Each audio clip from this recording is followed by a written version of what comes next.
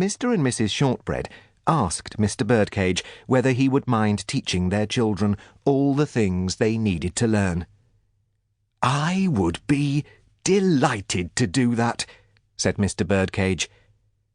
"You can have a special caravan as their classroom," suggested Mr. Shortbread. "That will be perfect," said Mr. Birdcage.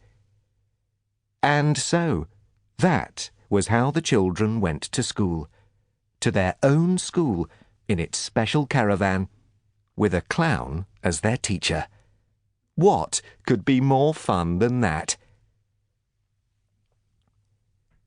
Circuses used to keep wild animals and train them to do tricks.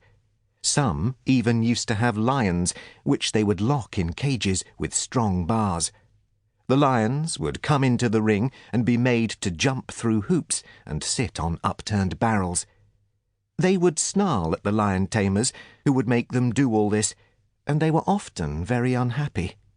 So it was decided that in future there would be no wild animals like that in circuses because it was too cruel. Would you like to be kept in a cage and made to jump through hoops? No? Neither would I. So you and I both agree that wild animals should not be kept in circuses. This does not mean that dogs and horses should not be part of a circus.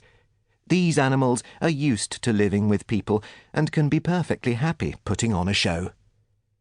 The Shortbread Circus had 3 very beautiful dancing horses, as well as a popular dog act.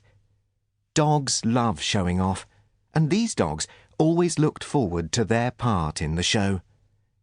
There was also a cat. This cat, whose name was Leo, belonged to the Shortbread family and lived in their caravan. He was a strange-looking cat who often caused people to stop and stare when they saw him.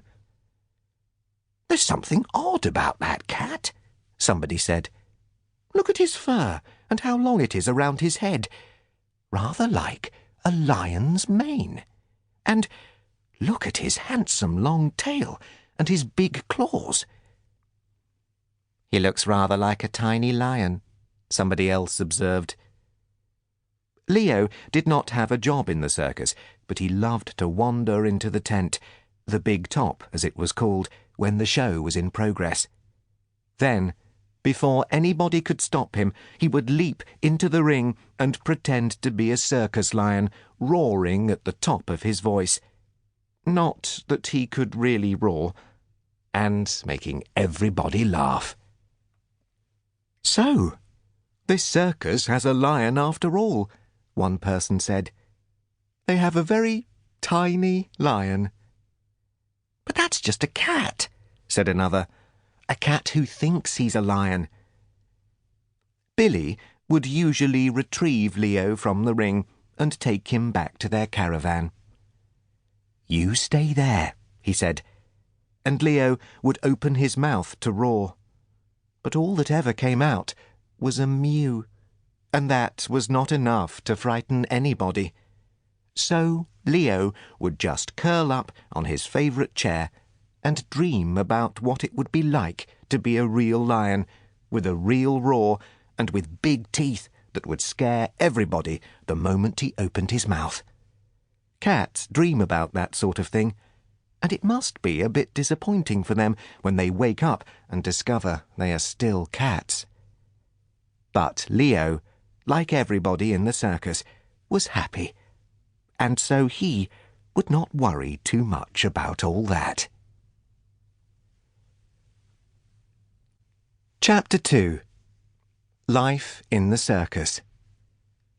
Billy, Fern and Joe all had jobs in the circus. There are always plenty of things that need to be done in a circus, and if the circus belongs to your parents, then you will usually be expected to help out.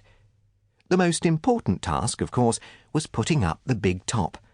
That involved pulling ropes, driving stakes into the ground, and heaving on large folds of canvas.